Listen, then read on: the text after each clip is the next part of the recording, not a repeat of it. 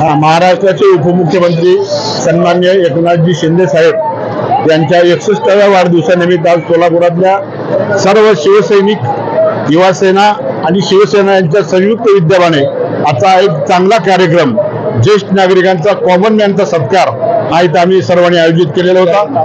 त्याचबरोबर विद्यार्थ्यांची जी पूर्वपरीक्षा आणि सराव परीक्षा आम्ही घेतली होती त्या सर्व विद्यार्थ्यांना ज्यांचे नंबर आले त्यांना प्राइज वितरण आणि ज्येष्ठ नागरिकांचा सत्कार असा एक चांगला कार्यक्रम दोन्हीच्या युवासेना आणि शिवसेना मिळून घेतलेला आहे आणि उत्स्फूर्तपणे कार्यक्रमाला प्रतिसाद मिळत आहे।